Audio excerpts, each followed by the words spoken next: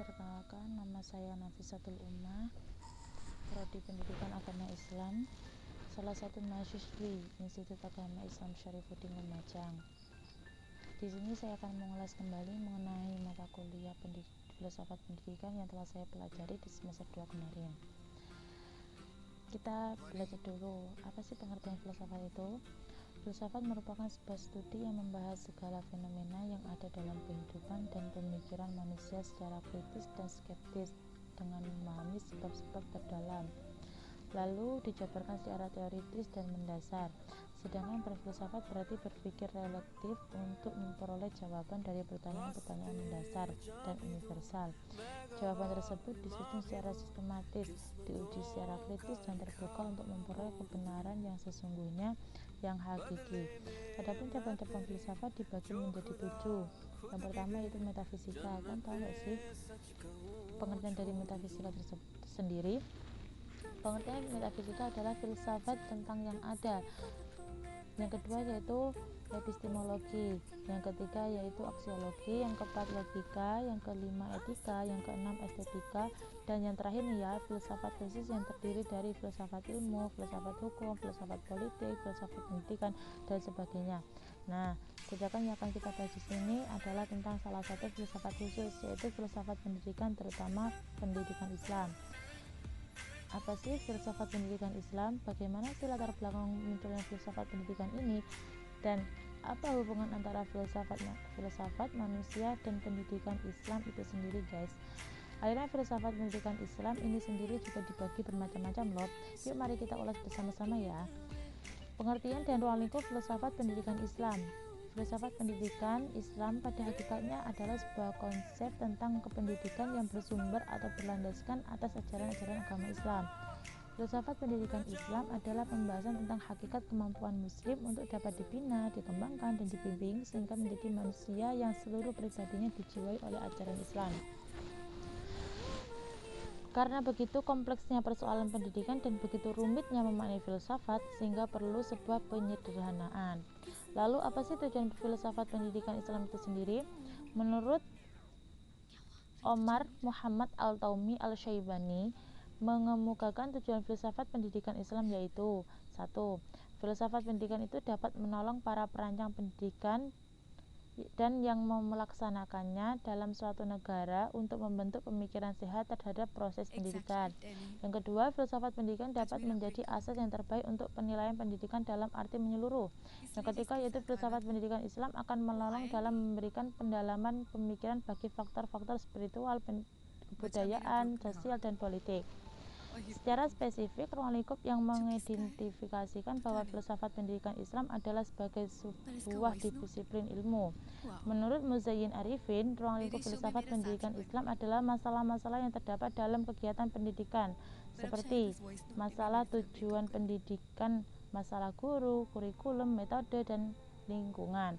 Lalu, apa hubungan antara filsafat manusia dan pendidikan itu sendiri? Hubungan antara filsafat, pendidikan, dan manusia secara singkat adalah sebagai berikut. Filsafat digunakan untuk mencari hakikat manusia, sehingga diketahui apa saja yang ada dalam diri manusia. Hasil kajian dalam filsafat tersebut oleh pendidikan dikembangkan dan dijadikan potensi nyata berdasarkan esensi keberadaan manusia. Nah, dari sini sudah pada paham kan dengan apa yang dimaksud filsafat pendidikan Islam itu sendiri? Kalau begitu mari kita kupas lebih jauh lagi tentang aliran filsafat pendidikan Islam. Aliran filsafat pendidikan Islam dibagi menjadi 4, yaitu progresivisme, esensialisme, perennialisme, dan rekonstruksionisme.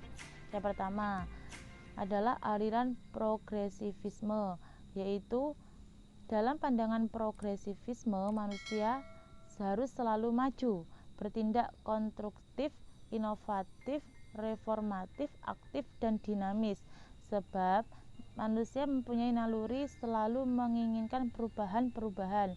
Menurut Imam Barnadib, progresivisme menghendaki pendidikan yang maju.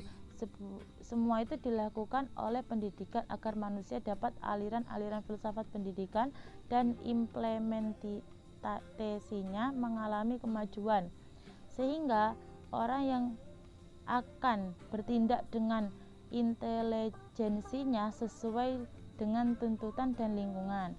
Yang kedua adalah esensialisme, yaitu sebuah aliran filsafat yang menginginkan manusia kembali kepada kebudayaan-kebudayaan lama yang telah terbukti kebaikan-kebaikannya dalam kehidupan manusia. Nilai-nilai tersebut terbentuk secara berangsur-angsur dalam waktu ratusan tahun dan telah teruji dalam perjalanan waktu. Nilai-nilai tersebut terletak pada warisan-warisan budaya yang telah membuktikan kebaikan-kebaikannya dalam kehidupan manusia. Yang ketiga adalah perennialisme, yaitu suatu aliran dalam pendidikan yang lahir pada abad ke-20. Aliran ini lahir sebagai suatu reaksi terhadap aliran pendidikan progresif. Perennialisme memandang bahwa situasi dunia dewasa ini penuh kekacauan, ketidakpastian dan tidak teraturan, terutama dalam kehidupan normal, intelektual, dan sosial kultural. Maka aliran ini lahir untuk mengamankan ketidakberesan tersebut dengan menggunakan kembali nilai-nilai atau prinsip-prinsip umum yang telah menjadi pandangan hidup yang kukuh, kuat dan teruji. Yang terakhir nih ya, yang keempat adalah rekonstruksionisme. Aliran ini sebagai kelanjutan dari aliran progresivisme, yaitu berusaha mengubah tatanan susunan lama menjadi tata susunan baru ke arah yang lebih modern. Hakikatnya aliran ini sepaham dengan aliran perennialisme yang memandang bahwa dunia penuh dengan ketidakpastian dan kekacauan. Tetapi walaupun memiliki prinsip yang sama, namun menggunakan cara yang berbeda.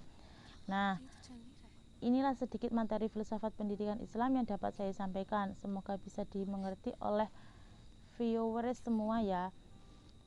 Semoga dapat dimengerti oleh kalian semua ya. Mohon maaf jika ada kekurangan dan kesalahan karena saya hanyalah manusia, tempatnya salah dan lupa. Kesempurnaan hanya milik Allah semata. Terima kasih atas perhatiannya. Wassalamualaikum warahmatullahi wabarakatuh.